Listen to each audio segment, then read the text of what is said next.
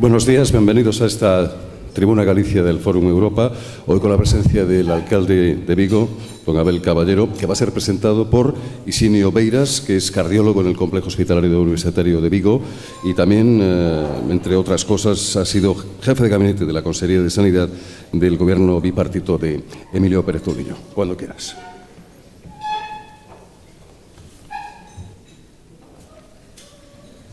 Ya está. Buenos días. Gracias en primer lugar al Fórum Europa, a la Tribuna Galicia, por esta invitación a presentar al alcalde de Vigo. Una persona, como ustedes saben, controvertida, mucho más controvertida fuera de Vigo que en la propia ciudad, como comentaremos quizás más tarde. Pero es un hombre acostumbrado a navegar en aguas turbulentas, no en vano es oficial de la Marina Mercante, en las turbulentas aguas de la economía, tan de actualidad, no solo en estos tiempos, sino hoy mismo, no hay más que ver los periódicos. Él se formó en la Universidad de Santiago de Compostela, donde adquirió el doctorado, que amplió luego en Cambridge y consiguió finalmente un máster en la Universidad de Essex, entre otras cosas, y por lo tanto habla inglés. Y no es una cosa de broma, porque ya saben ustedes que un español es una persona que se pasa toda la vida estudiando inglés sin conseguirlo.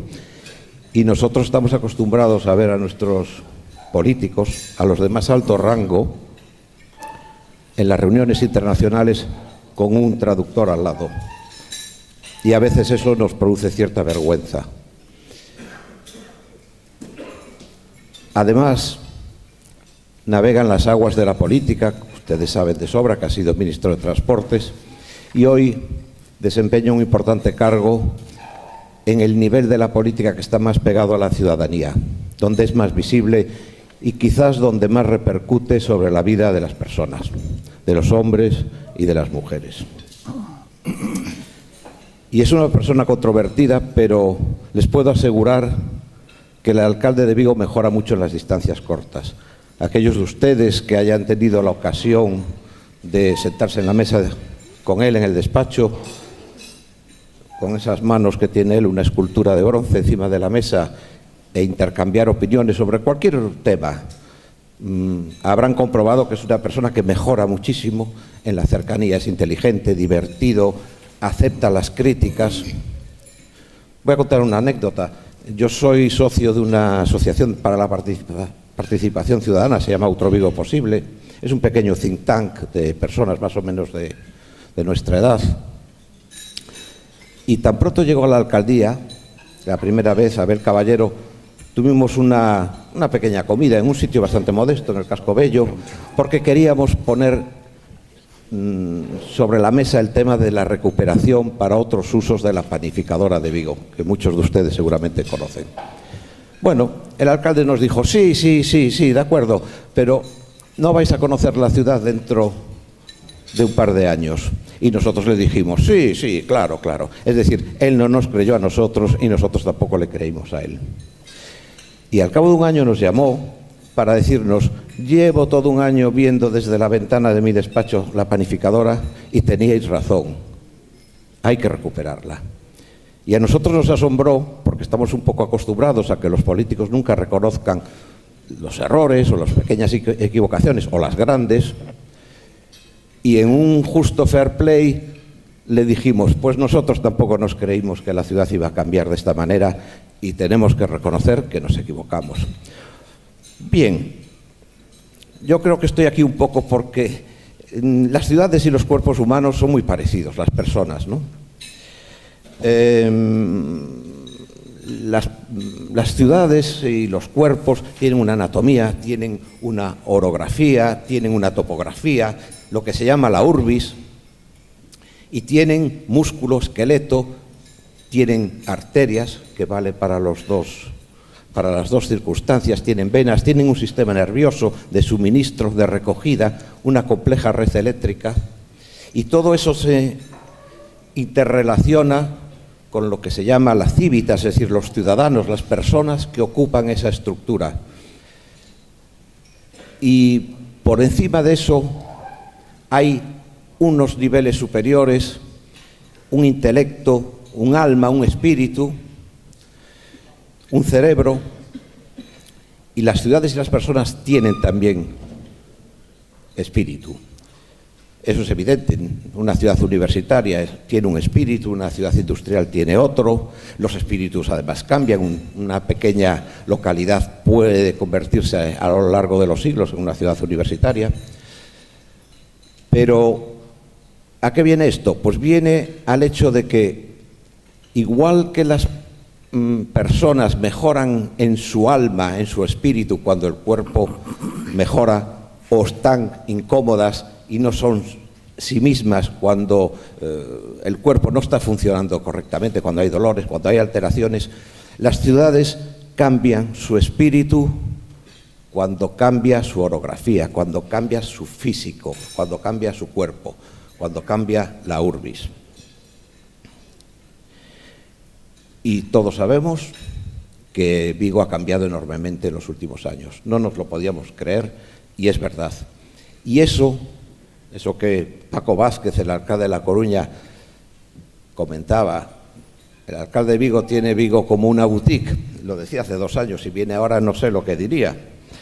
Ese déficit que había en la ciudad es lo que nos hacía a los vigueses y a las viguesas estar avergonzados de nuestra propia ciudad, no sentirnos cómodos en nuestra ciudad. Venían los de fuera y les decíamos, bueno, Vigo no tiene importancia, es una ciudad industrial, no es bonita, es un caos urbanístico, está muy mal construida, pero los alrededores, ¿habéis visto las CIEs? ¿Habéis visto la playa de Samil? Y eso está cambiando. Empezamos a estar orgullosos, es decir, nuestro espíritu, nuestra autoestima, la autoxenreira que se decía antes, está desapareciendo. Y eso es algo sobre lo que no tenemos aún perspectiva histórica, pero es uno de los más importantes cambios que está experimentando esta ciudad. Y eso es una obra de nuestro alcalde, por la que yo creo, suena un poco rimbombante, pero yo creo que si no está pasando a la historia ya, pasará a la historia por ello. El segundo aspecto, y que está relacionado con este y se interactiva, es que el alcalde de Vigo ha colocado a la ciudad en el mapa político de Galicia. Hace siglos,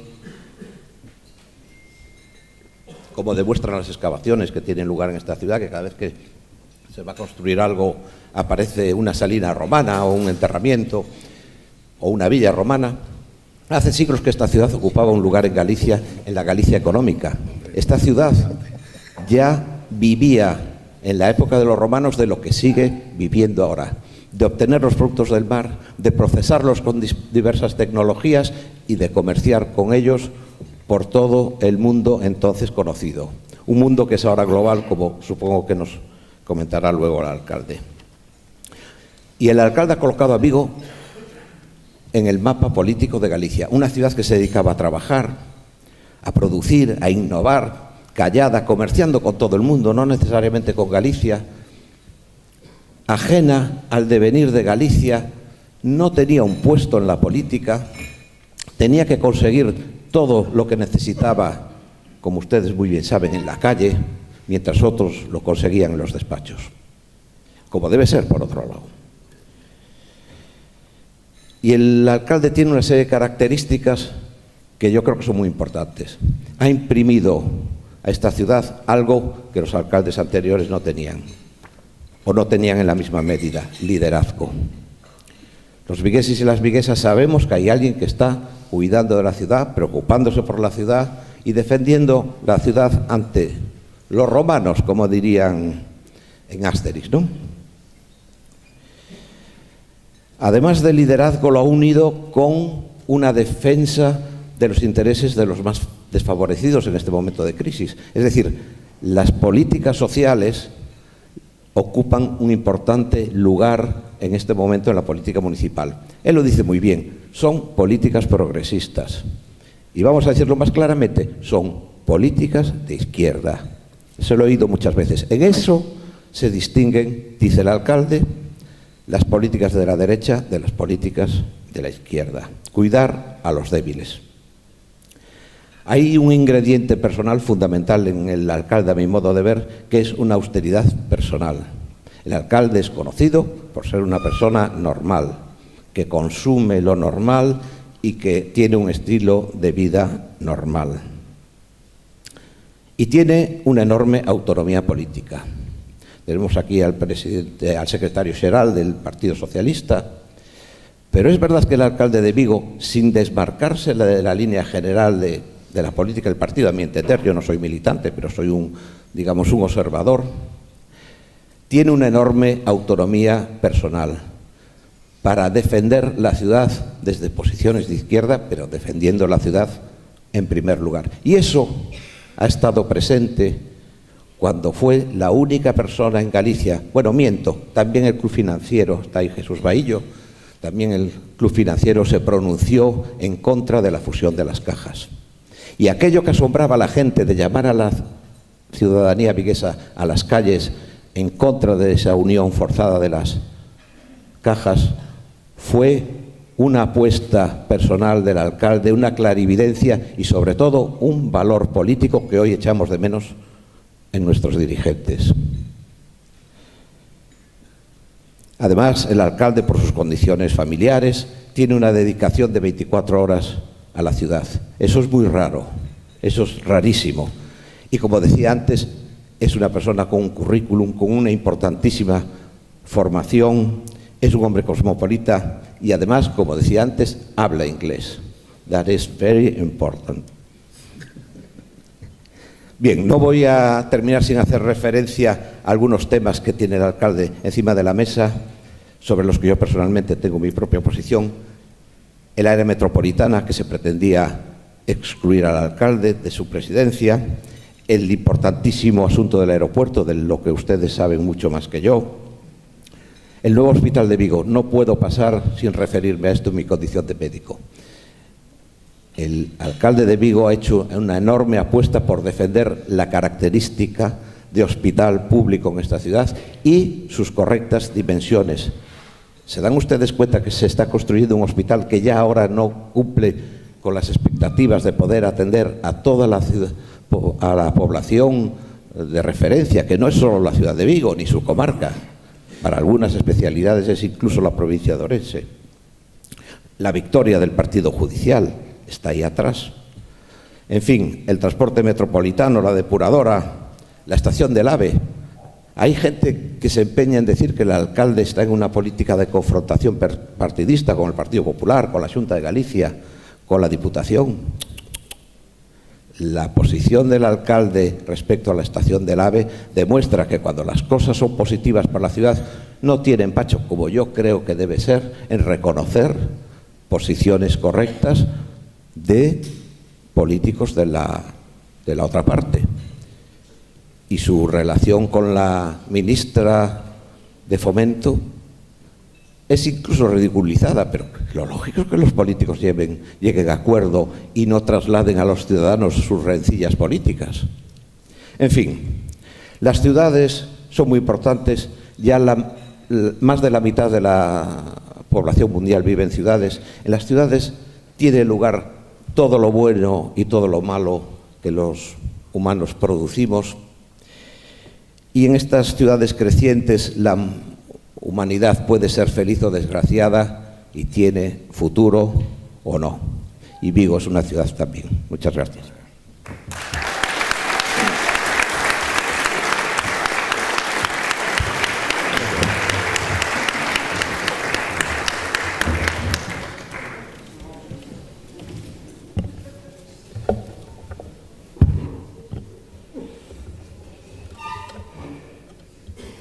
La teoría económica clásica no describe la sociedad en la que vivimos y su aplicación a la realidad es un desastre. John Maynard Keynes, 13 de diciembre de 1935. Teoría general del empleo, el interés y el dinero, publicado 3 meses después, en febrero del 36. Esta frase que va camino del siglo, sigue tan vigente hoy como cuando fue escrita en el prólogo de la teoría general. Las teorías económicas que se aplican en las crisis nos llevan al desastre. Por eso merece la pena aplicar un poco de rigor en el análisis de la situación, porque esta frase Keynes se la dirigía a Pigou, a Mises, a Hayek, y detrás aquella frase de la economía precapitalista de que la oferta creaba su propia demanda. Esta combinación de vectores nos llevó a terribles crisis que nos sumieron en situaciones complejísimas periódicamente durante un siglo. El mercado, decía Keynes, no garantiza la plena utilización del factor trabajo. La demanda agregada, decía Keynes, tiene que ser garantizada por los Estados. Y a partir de entonces empezó una gran polémica que dura y que va a continuar, porque detrás de estas tres frases y de su planteamiento con los clásicos de la economía, Hayek, Pigou y Mises anterior a él, permanecen visiones distintas de enfocar la realidad económica y que continuaron durante todos estos años. Primero Joan Robinson y Samuelson por un lado, Samuelson premio Nobel, Friedman por el otro, también Nobel, a su lado, por el lado keynesiano, Kaldor, que discutía desde su posición de gran asesor de los gobiernos laboristas del Reino Unido con Lucas y Sargent, que planteaban la teoría de las expectativas racionales, que hacían innecesario, siguiendo la teoría de Pigou, Hayek y Friedman, hacían innecesarias las intervenciones de los gobiernos en las crisis. Pero continuó después. En los años 80 me refería, pero continuó en los 90, en el 2000, en el 2010 y en el 2014. Por el lado de los que defienden que los gobiernos tienen que intervenir severamente en la actividad para garantizar la demanda, pues Stiglitz, Krugman, Akerlof, 3 premios Nobel, y a su lado un hombre muy conocido estos días, Janet Yellen, copartícipe del desarrollo del nuevo keynesianismo que plantea que no garantiza el mercado la plena utilización del factor trabajo. Por el otro lado, los teóricos de Killian y Prescott, Killian estuvo aquí hace poco, Long y Plosser, defensores del ciclo económico real, que decía que como los actores se anticipan a través de las expectativas racionales, cualquier cuestión que se desarrolle de política económica va a ser descontada por los mercados. Premios Nobel en un lado, premios Nobel en otro, pero entre premio Nobel y premio Nobel la crisis cabalga. Y entre premio Nobel y premio Nobel, a partir de la gran crisis de los años 30, a la que Keynes dirigía su desarrollo teórico e intelectual, estamos padeciendo una crisis seguramente peor que la de los años 30. Y seguimos todavía en la discusión de cómo se afronta la crisis. 100 años después no lo aprendimos. 100 años después parece que queremos mantenernos en que lo que la evidencia muestra a primer golpe de vista es falso. Y es que las etapas del liberalismo ultranza vienen seguidas de graves crisis económicas. Y esto es una verdad axiomática, constatable. Pero estamos estos días asistiendo a un reconocimiento desde donde nunca había sucedido, que es desde el ámbito político, de que los gobiernos tienen que intervenir. Jean-Claude Juncker, poco sospechoso de defender la actividad gubernamental para resolver las crisis, plantea: la Unión Europea no podrá recuperarse solo con austeridad. Juncker. ¿Quién lo iba a decir? Juncker. El mismo Juncker dice: quiero acelerar mi plan de reactivación de 300.000 millones de euros para proporcionar fundamentalmente empleo a los jóvenes. El campeón del liberalismo se vuelve ahora un converso de la actividad desde los gobiernos para resolver la crisis económica.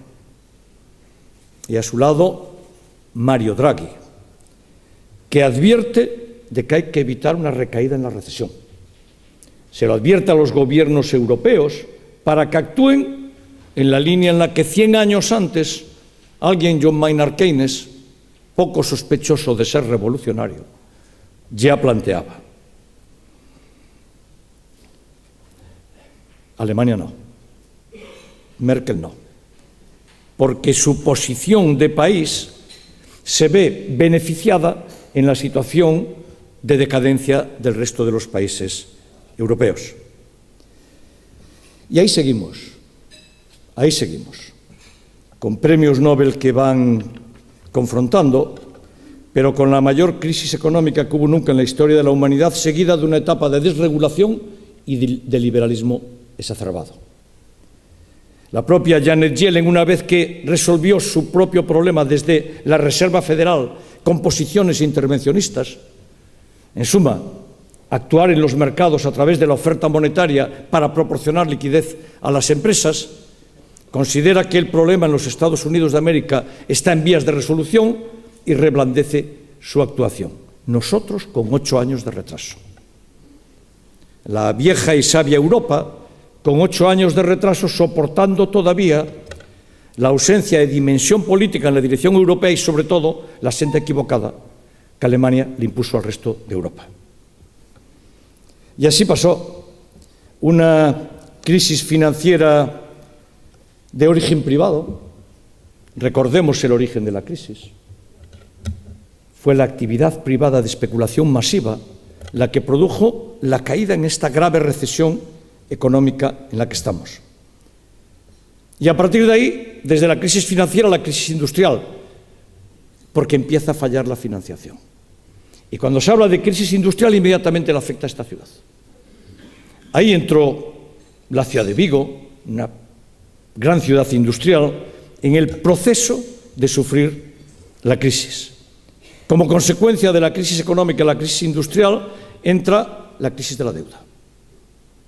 Porque los gobiernos se ven obligados a soportar desde el ámbito público una parte de los daños de la crisis provocada por la acción privada especulativa. Acción financiera privada especulativa, debo remarcar. Y a partir de la crisis de la deuda viene la segunda crisis financiera, que se lleva por delante una parte importante del sistema financiero de todo el mundo, un incremento de la crisis de la deuda y la crisis de la financiación. Todo esto más complejizado por la aparición de la globalización. Este fenómeno tan conocido en esta ciudad y en este territorio, que hace que la resolución de la crisis ya no dependa solo de los países industriales avanzados o de los países económicamente avanzados en el ámbito tradicional de la OCDE. Ya depende de la aparición de nuevas potencias económicas que proporcionan una capacidad casi infinita de oferta de mano de obra en condiciones de competitividad absolutamente desleal. Y este es el escenario. Este es el escenario. Esta es, por usarlo como ejemplo, la evolución de la deuda pública y la deuda privada en España desde los años 90. Lo rojo es la deuda pública y lo amarillo es la deuda privada. Esta es la evolución de la deuda, de la que tanto oímos hablar, de la que tanto se nos cuenta. Amarillo, deuda privada, rojo, deuda pública. Aquí están las formas de entender dónde se produce y por qué se produce la crisis. Pero seguramente algunas lanzas hay que romper. En favor del conocimiento de lo que sucede, porque algunas veces nos cansamos de escuchar diatribas de política económica sobre los que no son culpables de la situación. Y veo para Pedro, que fue secretario de Estado, y un gran secretario de Estado, por cierto, de este país. Esta es la evolución de la deuda pública desde el 94 hasta el 2011. Cada raya es un país. ¿Ven esa raya roja abajo de todo? Es España.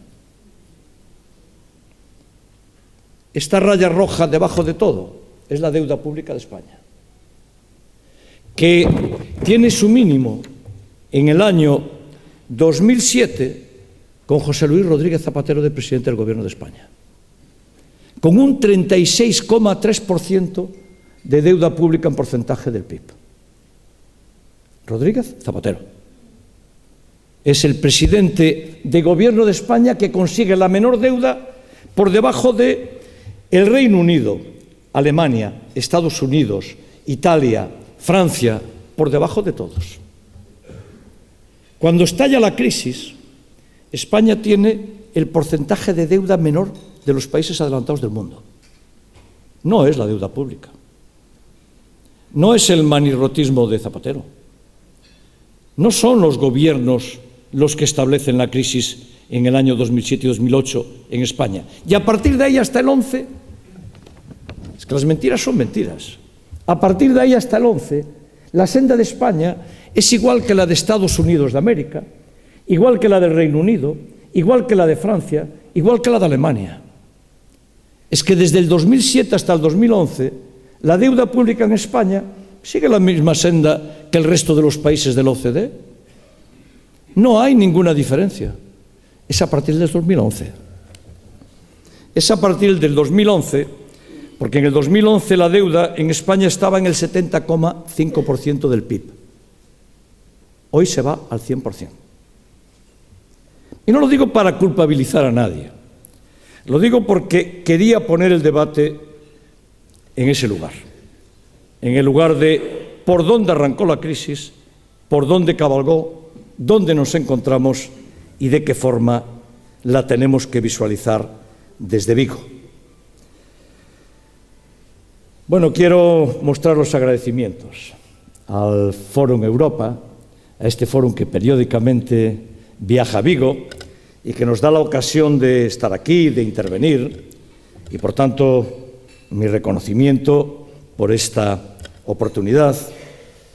Quiero agradecerle a Isinio Beira su presentación, esta presentación en la que un médico, defensor de la sanidad pública, se vuelve intérprete de una ciudad y la expone a su modo. Lo que de mí decía, descuéntenlo por razones de amistad, pero seguramente representa muy bien la forma de entender esta ciudad. Lo que Isinio iba contando en su presentación es una magnífica forma de entender Vigo, el Gran Vigo, la economía de Vigo, la forma en la que Vigo se siente. Quiero agradecerle a todos ustedes y a todas ustedes el que estén aquí en esta charla, a esta hora de la mañana. Bueno, seguramente una charla aburrida, pero que los quita de su trabajo. Y cuando los veo aquí a todos digo, caray, cuántas horas de trabajo debe estar perdiendo la economía de Vigo en este momento. No sé, queridos responsables de Fórum Europa, si es una buena idea hacer esto porque se me ralentiza la producción en la ciudad y no estamos para eso. No estamos para eso. Quiero agradecerle a Óscar que ejerza la moderación y a todos y todas las que están aquí, el presidente de la Cámara, responsables de sindicatos, ministra Espinosa, empresarias, empresarios. Y quiero agradecer especialmente la presencia del presidente de la Diputación de Lugo y del secretario general del Partido Socialista por estar aquí con nosotros, ¿no? Responsable de la patronal de Galicia, porque seguramente ustedes, vosotras, vosotros, sois una buena muestra de lo que es Vigo. Desde el mundo de los trabajadores y de los sindicatos hasta el mundo de los profesionales, hasta el mundo de la empresa, esta forma de entender esta ciudad, esta forma de entender una ciudad que siempre vivió en la economía y que lo que somos se lo debemos a nuestra propia capacidad de desarrollar nuestra propia economía. El día que la economía decaiga, fracase o desaparezca en Vigo, ese día desaparecerá la ciudad. Se irá tras ello. Somos una ciudad distinta. Y digámoslo, con orgullo además. Somos una ciudad que vemos las cosas de forma diferente. Y las vemos en la modernidad. Porque el día que perdamos la modernidad estaremos fuera del juego. Porque la modernidad para nosotros se llama la presencia en la globalización, se llama la competencia, se llama la competitividad, se llama la empresa, se llama los y las trabajadoras, se llama la innovación, se llama la forma distinta de ver el mundo, porque el mundo se ve también desde los prismas de los lugares donde se observa. No se ve el mundo igual desde una ciudad anquilosada en el siglo XIX o una ciudad que perdió su compás a finales del siglo XX que en una ciudad que mantiene su pulso en los últimos 75 años. No se ve igual. El mundo se ve desde las ópticas donde uno se sitúa. No se ve el mundo igual en una charla dada en un lugar en el que no hay industria, que dada aquí mismo, en este lugar, que cuando uno asoma a la vista se encuentra ahí una plataforma que está embarcando miles de coches todos los días para competir en el mundo. No se ve igual. Y no se ve igual el territorio, la forma, la economía, en una ciudad que al ladito del mar va teniendo una cadena continuada de astilleros que tienen que competir con barcos producidos en todos los lugares del mundo, que en una ciudad que tiene una dinámica económica tradicional, anclada en otras formas, y no es ningún desprecio, simplemente constatar la realidad.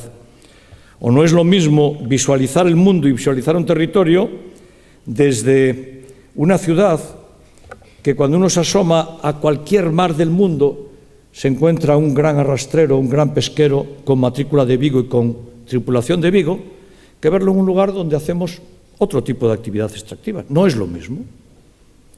Por eso en Vigo tenemos que estar siempre en la raya de la modernidad. Porque yo cuando veo este auditorio veo consumidores masivos de viajes de avión. Porque ustedes, vosotros vivís en ello. Vosotros vivís en recorrer el mundo para tener clientes, para competir y para que nuestros productos ocupen el espacio. Por eso, seguramente hay que iniciar ese repaso de forma muy rápida. En la automoción, estamos en un momento clave. Estamos en un momento en el que Vigo, en 3 meses, está poniendo en juego una parte muy importante de su futuro durante 20 años. Y ni podemos ni vamos a fallar. Y aquí ya entramos nosotros actuando, poniéndonos directamente al lado de la gran factoría PSA Peugeot Citroën para apoyar y apostar decididamente por la resolución del reto que PSA Peugeot Citroën tiene en este momento encima de la mesa. Esa consecución va a ser clave para esta ciudad.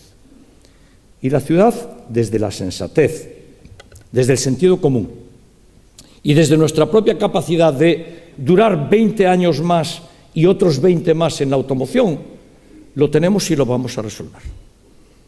Tenemos la confianza absoluta de que estamos poniendo todas las piezas en juego y desde el sentido común y desde el acuerdo conseguir que el automóvil continúe su senda con ese impulso nuevo que PSA Peugeot Citroën necesita.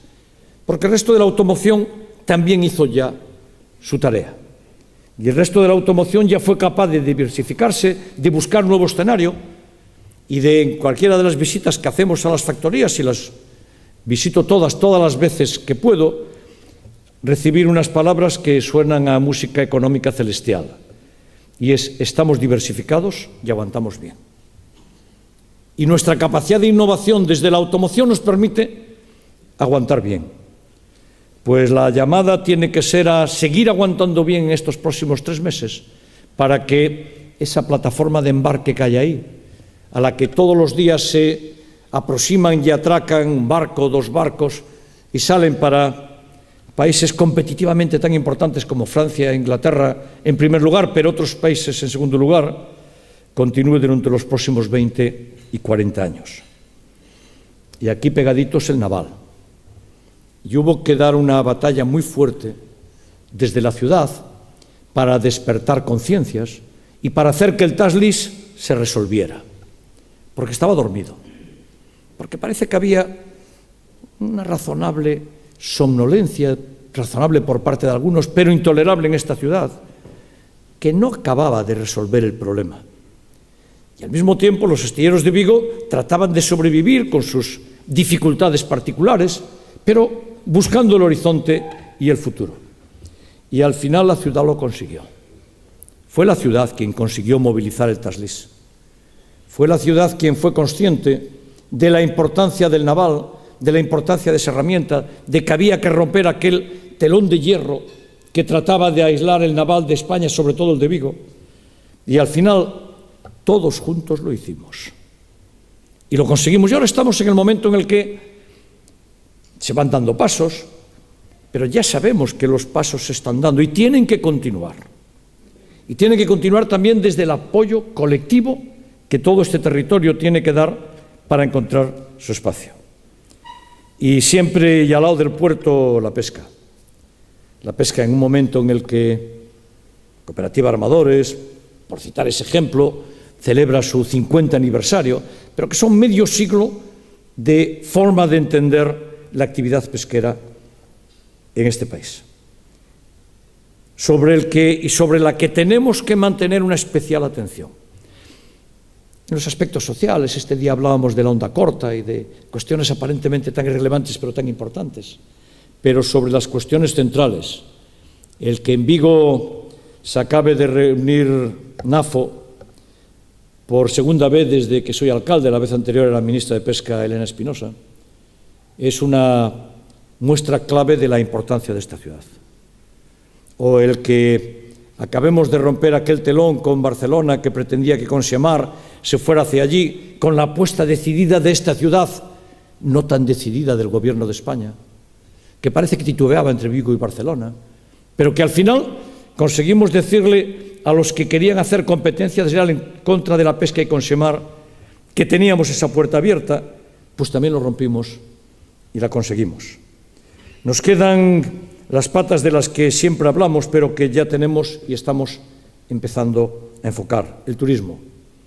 Y seguramente el ver hacia afuera, hacia la salida de la ría, nos muestra cuál tiene que ser el emblema, las Islas Cíes. No hay nada igual. Y ahí delante colocadas, y seguramente siempre decíamos qué bonitas, no, tiene que ser el gran emblema medioambiental, ecológico y turístico de esta ciudad.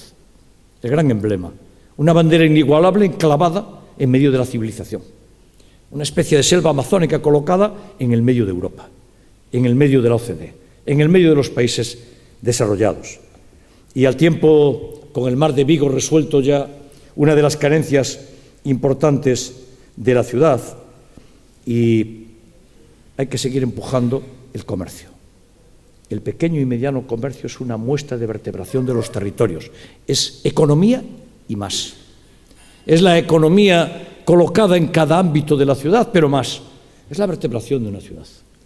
Es la forma de entender una ciudad también desde la cercanía y desde la eficiencia. Por eso hay que seguir ahí, citando como ejemplo la tasa cero de terrazas que estamos aplicando y que en este momento está empezando a ser copiada en toda España. La forma de incentivar y hacer una ciudad distinta desde el propio ámbito de la economía local. Y todo esto tiene que venir siempre de la mano del I+D, de la investigación, del desarrollo, de los institutos de investigación que tienen sus mástiles enclavados en este entorno vigués y seguramente con el emblema de la universidad.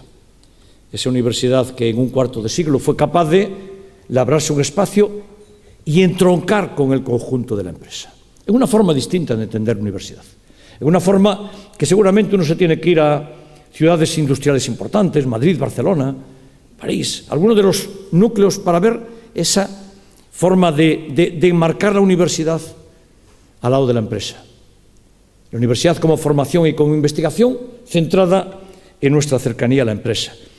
Y no es extraño ver inauguraciones, presentaciones, desarrollos, en el que las empresas y la universidad, los investigadores y los empresarios y las empresarias hacen su trabajo juntos. Pero desde la economía el empleo va mal. el empleo va mal. Y nosotros no podemos soportar un desempleo intolerable. La sociedad no puede soportarlo y desde la acción política no podemos permanecer impasibles ante tasas tan importantes de desempleo, porque eso es el malestar. Esa es la capacidad de la gente de sufrir hasta un punto, pero ya insuperable. Y por eso nosotros estamos desarrollando, primero, líneas keynesianas de acción. Esto que Higinio planteaba como el cambio en la ciudad, la belleza en la ciudad, y así lo veo también, y así lo vemos, pero tiene una derivada, primera, segunda y tercera derivada importantísima: generación de empleo. Es que miles de empleos se están creando en esta ciudad desde nuestra propia acción en el desarrollo de la transformación revolucionaria de la ciudad. Miles de empleos. Y cada vez que hacemos una obra nueva, que la empezamos, que la continuamos o que la visitamos, allí hay docenas de trabajadores con sus chalecos fluorescentes y de colores que están encontrando su empleo. Eso se llama el keynesianismo pegado en la ciudad, el keynesianismo de lo cercano. Aquello que los premios Nobel discuten desde las grandes políticas, aquí lo aplicamos desde la cercanía. Y como después veremos, con una forma financiera única en su plasmación y los planes de empleo, que nos permiten tener 900 personas directamente empleadas con planes que le lanzamos a la sociedad para que los utilicen y que eligen las asociaciones, las organizaciones empresariales para bienestar de la ciudad. O algo que quiero decir: cuidadores de barrio, 60 empleos creados en la ciudad a personas que atienden a personas. Esta es una forma de entender la generación de empleo de forma activa y productiva. Porque me decía un empresario al que fui a ver una vez, y que cito mucho, pero lo voy a seguir haciendo. Fui a ver a un empresario y cuando entré, lo primero que me dijo es: llevo 35 años en la ciudad, tengo 600 empleados y empleadas, eres el primer alcalde que nos vienes a ver. Lo segundo que me dijo fue: señor mayor, lo segundo que me dijo fue: tenemos la mejor tecnología que se puede aplicar en lo nuestro y estamos en todo el mundo. En todo el mundo. Y lo tercero que me dijo fue: mira, alcalde, esto de las humanizaciones es estupendo, porque antes de que tú llegaras, cada vez que venía un cliente, y después diré quiénes son los clientes, cada vez que venía un cliente, lo íbamos a buscar al aeropuerto, lo metíamos en un coche con los cristales a ser posible tintados, lo metíamos en la fábrica, le enseñábamos la fábrica, lo buenos que éramos, lo bien que lo hacíamos, e inmediatamente lo volvíamos a meter en el coche y lo llevábamos a Samil, lo llevábamos a Albao, lo sacábamos de la ciudad. Ahora lo traemos y lo hacemos pasear Sanjurjo Badía entero, para arriba y para abajo, un par de veces. Y una vez que ya vio bien Sanjurjo Badía, lo metemos en la fábrica. Y cuando acabamos la visita a la fábrica, lo llevamos a Policarpo Sanz y le enseñamos el centro de la ciudad. Y después le decimos: bueno, también tenemos playas y cosas así. Los clientes eran Rolls-Royce, Porsche, BMW, Mercedes, General Motors, Ford, Citroën, etcétera, etcétera, etcétera, etcétera. Esto es así. Esta es la forma en la que queremos ver la ciudad. Pero en tanto hay desempleo, hay que actuar. Hay que actuar. Porque no se puede permitir que una parte de la ciudad quede tirada en el camino. Por eso estamos aplicando políticas sociales, porque la ciudad las demanda y porque es de justicia y de derecho de los ciudadanos y las ciudadanas de Vigo ser atendidos en lo que necesitan. Y por eso pusimos en marcha una política social de gran envergadura, que vamos a continuar, si sigo siendo alcalde, en tanto sea preciso y siga habiendo crisis, porque seguramente es el dinero mejor gastado en esta ciudad. Nadie en Vigo va a estar sin vivienda, nadie en Vigo va a estar sin energía eléctrica y sin gas, y nadie en Vigo va a estar sin poder comer. Y si son niños y niñas, más. Anteayer escuchaba con estupefacción un empresario decir que en España no había pobreza energética. Qué alejados pueden estar algunos del mundo. Qué alejados. Esas son las frases que producen determinadas distorsiones políticas. Que alguien diga: en España no hay pobreza energética. En esta ciudad 800 familias, 800, están recibiendo ayudas para pagar la electricidad y el gas del Ayuntamiento de Vigo. 800. Y tenemos que hacer que nadie que llegue a su casa, al darle al botón, no tenga electricidad. Por cierto, agua tiene todo el mundo porque no la cortamos. Pero no podemos dejar que nadie esté sin vivienda. 1000 familias en este momento en Vigo, 1000, tienen una ayuda para alquiler o para hipoteca desde el Ayuntamiento, porque no lo podrían pagar. 1000 desahucios evitados. Y 800 familias tienen la tarjeta de la dignidad para poder comer. 800. Además de todos los comedores sociales a los que nosotros atendemos. Y algunas otras organizaciones sociales, Centro de San Francisco, con las que estamos de forma permanente en el apoyo. Pero, además, estamos asistiendo ya en Vigo a un desarrollo en el que sectores empiezan a ver la salida de la crisis. Y queremos estar muy atentos al ámbito del desarrollo urbanístico en Vigo, porque la crisis se va a resolver. Y cuando se resuelva tenemos que tener las tareas públicas hechas. Yo confío que pronto se resuelva Barrio del Cura. Confío que más bien pronto que tarde Barrio del Cura lo tengamos resuelto, porque va a ser un gran desarrollo en la ciudad. La recuperación del centro, conjuntamente con lo que se está haciendo en el Cascobello y conjuntamente con la panificadora a la que le seguimos dando vueltas, si no fuera porque algún gobierno anterior le dio edificabilidad sin que sepamos por qué. Y esa edificabilidad es ahora reclamada por los propietarios a modo de indemnización cuando se trata de la expropiación, y no la queremos pagar. No queremos pagar decisiones que no sabemos por qué se tomaron.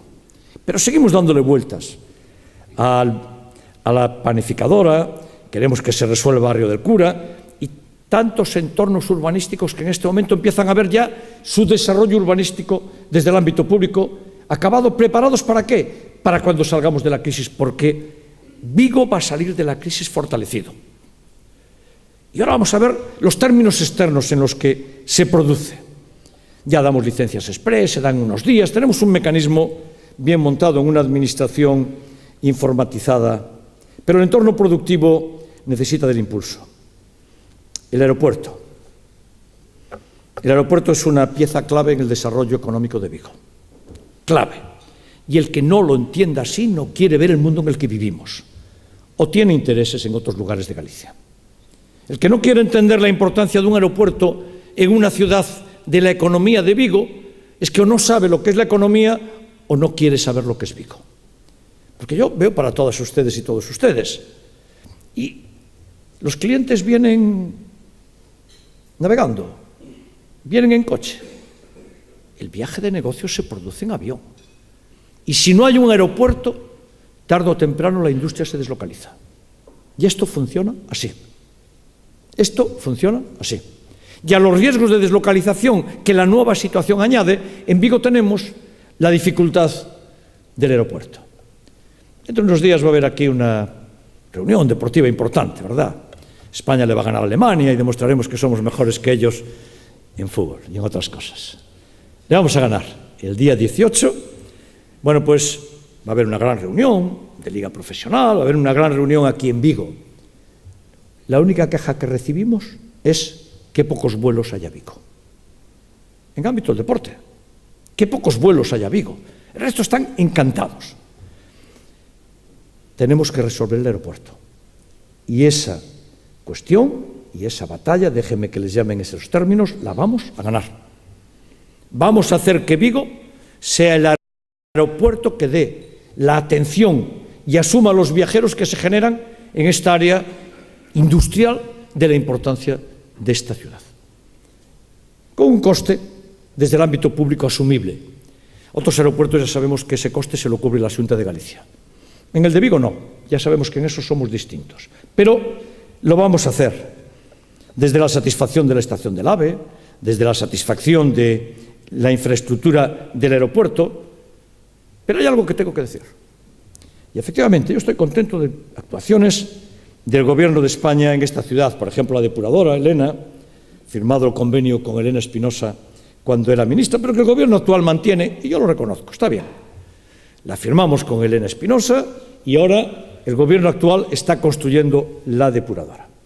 Me empieza a preocupar el retraso de la estación de Tomain y me empieza a preocupar que el AVE por Cerdedo no tenga luz verde. Me empieza a preocupar. Yo sé que estamos en tiempos difíciles, pero creo que la tramitación administrativa se tiene que hacer toda, porque tan pronto salgamos de tiempos difíciles, nosotros vamos a volver a decir que el AVE tiene que llegar de Vigo a Madrid en 2 horas y media directamente por Cerdedo. Esta es nuestra gran demanda de comunicación. ¿Por qué? Porque después de la crisis, la economía de Vigo va a ser mucho más el corazón de la economía de Galicia que hasta ahora. Porque lo estamos viendo. Porque estamos viendo que sucede en otras ciudades. Y no lo digo con ninguna satisfacción revanchista. No. Es que si queremos atender a la economía de Galicia, tenemos que atender a la economía de Vigo. Y eso significa el AVE directamente con Madrid, significa la recuperación del aeropuerto, significa la ampliación de Rande, que es cierto que en este momento no se necesita, pero es cierto que se va a necesitar de forma perentoria tan pronto salgamos de la crisis y vamos a salir. Y no podemos quedar encasillados después por no haber tomado las medidas que hay que tomar ahora. En algunas cosas vamos a seguir trabajando en el partido judicial, y veo aquí a representantes notables de ese mundo judicial, y en la audiencia. La gran batalla está ganada. Felizmente se volvió a restablecer el sentido común. Decía Ventura Pérez Mariño en aquel concierto que dimos para reivindicar el partido judicial, decía Ventura, parece increíble, pero en Vigo tenemos que defender lo obvio. Pues sí, en Vigo tenemos que defender muchas veces lo obvio, lo que todo el mundo sabe que es obvio. Esa gran batalla está ganada, pero queda alguna. Porque seguimos siempre viendo en el ámbito de lo judicial que siempre se trata de escatimar algunas de las dotaciones que nos corresponden a Vigo. Pues yo quiero que sepa la ciudad que vamos a continuar en la gran batalla de consolidación de la audiencia en Vigo, del partido judicial y de las dotaciones que requiere, porque eso es economía también. Es derecho, es ciudadanía, es cercanía a la ciudad, es vertebrar la ciudad, pero es economía. ¿O es que el desarrollo del ámbito judicial desde el mundo de la empresa no se beneficia de forma tan importante con el juzgado de lo mercantil en Vigo y con la acción judicial desde Vigo? Pues claro que sí. Pero qué necesidad de defender lo obvio. Hubo que ir al tercer juzgado de lo mercantil para que uno viniera a Vigo. Hubo que ir al tercero. Y ahora tenemos que seguir en el civil y tenemos que seguir en los desarrollos del ámbito de la justicia. Yo estoy encantado con el Estadio Balaídos. Estoy encantado. Porque es más que un estadio de fútbol. Y cada vez más estoy encantado de haber lanzado la idea en este momento. Primero, porque siguen siendo políticas keynesianas. Segundo, porque el Celta y la institución del Celta es un gran escaparate y una gran locomotora de la economía de Vigo. Déjeme que use la frase bíblica, devuelve el 100 por 1. Devuelve el 100 por 1. Pero dimos muestra, al igual que en el partido judicial, y al igual que vamos a hacer en el aeropuerto, de algo muy importante. Cuando la ciudad defiende una idea y la defiende juntos, ganamos. Es cierto que hay que ponerse al frente. Es cierto que hay que ir buscando conversos. Conversos que después de 7 años de crítica a este gobierno ahora dicen que lo estamos haciendo muy bien. Bueno, bienvenido sea, ¿verdad? Yo a los que rectifican su posición les doy la bienvenida y les digo, bienvenido sea a esto tan importante que es hacer ciudad.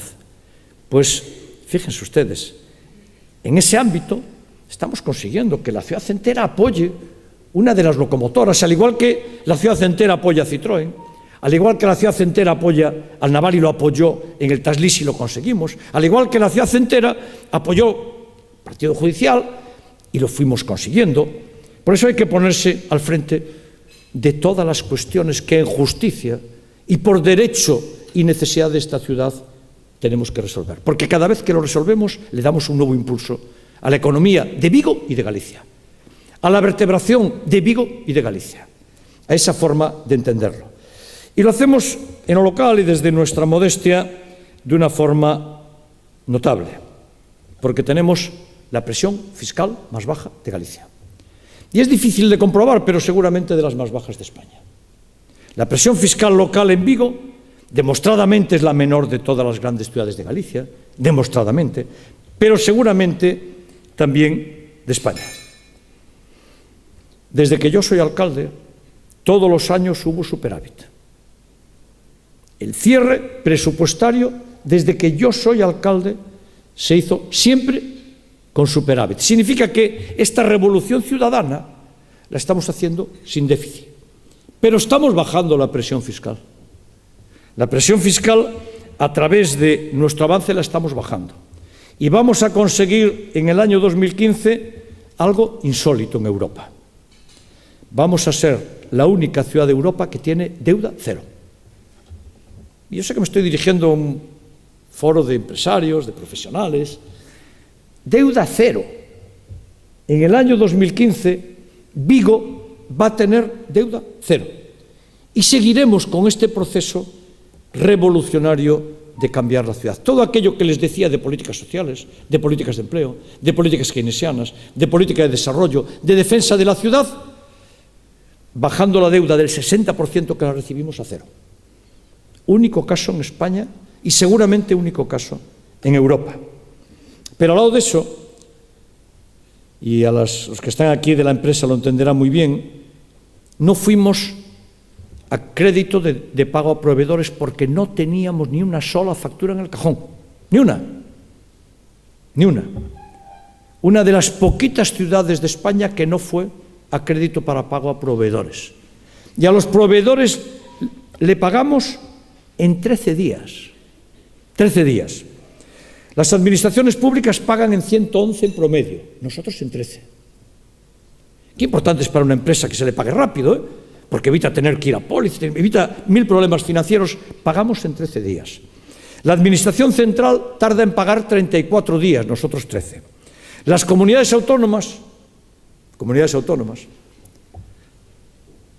129 días.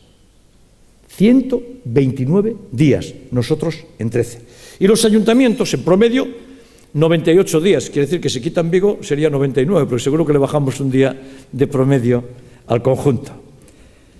Por eso estamos en posición de poder bajar este año los impuestos como nadie en España. Ayer escuchaba algo de Madrid. No, Madrid reduce la tasa de basuras porque ya la pagaba en el IBI. Porque ya la metió a mayores y ahora la quita, porque ya la pagaba a través de impuestos, ¿eh? No, a mí que me cuenten las cosas al derecho. Vamos a bajar los impuestos el próximo año en esta ciudad, el 1,4%. Vamos a seguir congeladas la tarifa del agua por tercer año consecutivo. Llevamos 3 años consecutivos congelando las tarifas y los precios de los autobuses. Y por tanto estamos haciendo una política de poner dinero en manos de las familias y de los ciudadanos para tratar de ayudar a solventar la crisis. Y por último, les quería decir, para acabar con esto de financiación, después hablaré de algo territorial porque algo espero que me pregunten. Decía una persona notable en Galicia hace poco, hablando de esto de los impuestos: por mi vivienda en Vigo, donde gobierna el PSOE en minoría, se refiere a nosotros, pago, decía este señor, 140 euros más en IBI que si viviera en Coruña por una vivienda similar. Alguien en Galicia dijo esto, el 14 de noviembre del año 2013. Decía, por mi vivienda en Vigo, donde gobierna el PSOE en minoría, pago 140 euros más en IBI que si viviera en A Coruña por una vivienda similar. Y lo sustanciaba en que el tipo del IBI en Vigo es un 47% más alto que en Coruña. Bien, es cierto. Pero claro, todos sabemos que las cuotas líquidas son el tipo por la base, ¿verdad, Pedro? Esto es fácil de entender, lo entiende. El tipo en Vigo es el 47% más alto que en Coruña, pero los valores catastrales en Vigo son el 70% menores que en Coruña. Porque nuestros valores catastrales vienen desde el año 80 y los valores catastrales en Coruña se revisaron en el año 2000. Y por tanto, el tipo por la base significa, en datos perfectamente contrastables, que el IBI en Vigo es un 17,2% más barato que en Coruña. Significa que esta persona que decía que por su vivienda en Vigo pagaba menos que en Coruña, o no sabía de lo que hablaba o mentía. Se llama Alberto Núñez Feijóo. Muchas gracias.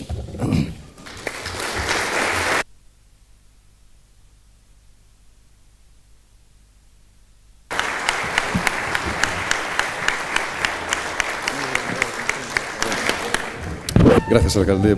Pues algunas preguntas que le han formulado algunas concretas. Jorge Morales, de la agencia EFE. ¿Se va a construir el centro comercial Porto Cabral? ¿En qué estado está la tramitación de este desarrollo urbanístico? Bueno, el Plan de Ordenación Municipal de Vigo, elaborado en esta parte técnica, elaborado por gobiernos del bloque y del Partido Popular, contempla una zona de desarrollo terciario en la zona de Cabral, en esa zona que nosotros, por plan y por ley, estamos obligados a desarrollar. Y, por tanto, lo que estamos haciendo es desarrollando el Plan de Ordenación Municipal elaborado por el bloque y por el Partido Popular. Así de fácil. Si alguien, cuando salga a concurso, opta y hace una oferta, pues lo ganará. Pero lo que me sorprende es que esto es un tema que algunos quieren hacer un tema controvertido. Algunos quieren hacer del desarrollo de Porto Cabral un tema controvertido. Pues los mismos que lo quieren hacer un tema controvertido son los que lo defendían en el Pleno de Vigo, diciendo que era la mejor decisión que se estaba tomando en la historia de esta ciudad. Los mismos que decían hace unos años que era una magnífica decisión, hoy dicen que no se tiene que hacer. Yo creo que a ellos hay que dirigirles esta pregunta. Marta Clavero, de V Televisión, le pregunta que ante la escalada de corrupción que estamos presenciando y en un momento en el que la ciudadanía reclama más transparencia que nunca, ¿podría aclarar las sospechas sobre contrataciones irregulares de familias y allegados que salpican a su gobierno? Ya les remito a las declaraciones que sobre esto ya se hicieron. Ramón Alonso Fernández, de Asetranspo Fegatramer. Vigo es la primera ciudad gallega en industria y pesca, no tiene un polígono industrial importante ni una ciudad del transporte. ¿Cómo está el área metropolitana? Yo creo que es muy importante esto. Lo cierto es que este es un territorio de un gran poderío industrial y no tenemos un ámbito, una ciudad de transporte. No hay en todo este territorio una zona donde el transporte, que necesita de un espacio para hacer toda su transferencia, le efectúe. Bueno, yo debo decir primero que nosotros estamos dispuestos siempre a cooperar en esto y ofrecemos toda la cooperación. Pero claro, es ámbito transporte de todo el sur de Galicia y por tanto debe ser la Xunta de Galicia la que aborde esta cuestión de acuerdo con sus competencias. Yo creo que es muy importante. Saben que yo fui presidente del puerto y la ciudad de transporte se está resolviendo desde el puerto de Vigo, que en su propio ámbito proporciona el aparcamiento, de aquella forma lo van llevando más bien con pena que con gloria, pero es cierto que necesitamos una ciudad de transporte, un lugar en el que se pueda efectuar toda esta transferencia. Hombre, la ubicación debe ser en la entrada de Vigo, seguramente por la autovía de Madrid. Entrada, en esas zonas, para evitar el que hagamos una ciudad de transporte desviada de la zona de Vigo. Yo creo que se tiene que desarrollar, así se lo dije a los empresarios de transporte, así lo creo, y desde luego ofrezco toda la cooperación a la Xunta de Galicia para llevar adelante esto. Si tiene que ser en ámbito vigués, pues lo podemos estudiar. Siempre tendría que ser por la zona de la entrada de la autovía de Madrid, que creemos que es la mejor, pero ciertamente resulta inconcebible que en este momento la zona industrial más importante de todo el norte y el oeste de España, ya no hablo de Galicia, esto a nosotros se nos quedó corto. No, Vigo es la zona industrial más importante de todo el norte y el oeste de España. Si ustedes trazan una línea que venga desde Barcelona, Zaragoza, Madrid, Sevilla, Barcelona, Zaragoza, Madrid, Sevilla, al oeste y norte, Vigo es la ciudad industrial más importante que hay. Por eso, cojamos conciencia de lo que es esta ciudad y de qué forma lo lleva, ¿verdad? Por eso, sí, quiero decirles que es muy importante resolver el problema de la ciudad del transporte y lo antes posible. Alcalde, en relación con algunas cuestiones así de la actualidad, usted que es una autoridad en su partido, también en el municipalismo en España, me imagino que estará preocupado un poco por las cuestiones de la corrupción política que está salpicando nuestro país y de la erupción de algunos actores políticos, como puede ser el caso de Podemos. ¿Qué opinión merece? Mire, si yo me pongo a hablar de corrupción, ese va a ser el titular. El titular yo quiero que sea de Vigo. Muy bien. Le pregunto también, con respecto al área metropolitana, si necesita coordinación de las administraciones, si hay que liberar el peaje a Redondela y a Porriño, y si se necesita una promoción turística para que los cruceristas visiten la ciudad. Sí, yo creo que nosotros en el ámbito del turismo tenemos un largo camino por recorrer. Un largo camino por recorrer. Y por eso vamos a tratar de recorrerlo bien. Vigo tiene condiciones para desarrollo turístico ciertamente muy notables. Muy notables. ¿Qué sucede con esto? Sucede que lo que tenemos es que desarrollarnos. Y es una gran asignatura pendiente de esta ciudad. La gran asignatura pendiente es que no somos capaces, seguramente por la sombra de la industrialización, de desarrollar nuestro propio producto turístico, nuestra propia oferta turística. Eso, trasladémoslo. Sí, tenemos un larguísimo camino por recorrer en el ámbito del turismo y en el ámbito de la promoción turística. El área metropolitana. El Gobierno de Galicia perdió una gran ocasión para desarrollar el área metropolitana. Una gran ocasión. La gran ocasión fue hacer un área metropolitana liderada por Vigo, que nos estaría generando unas enormes sinergias y una enorme capacidad de desarrollo de este territorio. Pero como es natural, liderada por Vigo.